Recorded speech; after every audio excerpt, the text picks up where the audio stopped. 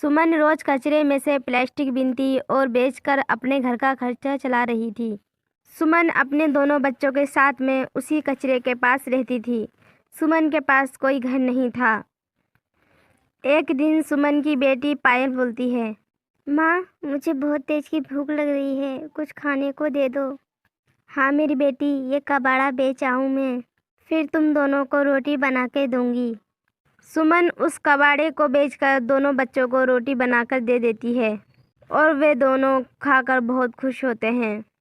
ठंड इतनी बढ़ गई है, दम पे दम बढ़ती ही जा रही है, कम होने का नाम ही नहीं ले रही। मैं अपने दोनों बच्चों को इस ठंड से कैसे बचाऊं? मेरे पास तो कुछ पैसे भी नहीं जो मैं अपने बच्चों के लिए गर्म कपड़े ले सकूं। सुमन दिन भर कबाड़ा बेचती और अपने बच्चों को पालती थी। एक दिन बहुत तेज की ठंड हो रही थी, ऊपर से बर्फीली हवा चल रही थी। तभी एक सुंदर सी लड़की सुमन के पास आती है और सुमन से बोलती है, दीदी, मुझे बहुत तेज की भूख लग रही है, कुछ खाने को मिलेगा क्या?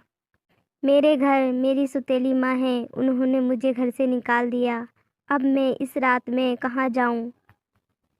हाँ तुम बैठो, मैं अभी रोटी बनाती हूँ। सुमन रोटी बनाती है और चटनी करके सबको खिलाती है।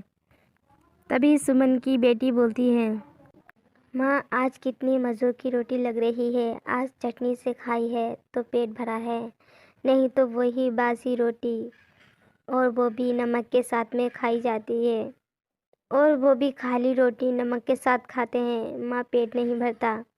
बच्चों की ये बात सुनकर उस लड़की के आंखों में आंसू आ जाते हैं और सुमन से बोलती है, तुम अपने बच्चों के साथ यहाँ पे कब से रह रही हो? मैं इस कचरे में 5 साल से अपने बच्चों के साथ रह रही हूँ। मेरे पति विदेश में काम करते थे, वो वहाँ से पैसे भेज देते थे, अब उनका कोई पता भी नहीं है। मेरी सास को यही लगता है कि मैं मनहूस हूँ, इसलिए उन्होंने मेरे बच्चों के साथ मुझे घर से निकाल दिया।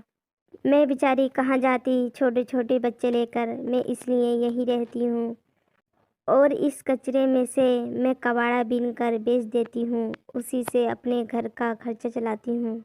इतनी ठंड हो रही है, मेरे पास इतने पैसे भी नहीं जो मैं अपने बच्चों को गर्म कपड़े दे सकूँ। पता नहीं मेरे बच्चे इस ठंड को कैसे झेल पाएंगे। सुमन की ये बात सुनकर वो लड़की राधिका बोलती है, दीदी, मुझे माफ़ करना, मैंने तुमसे झूठ बोला था।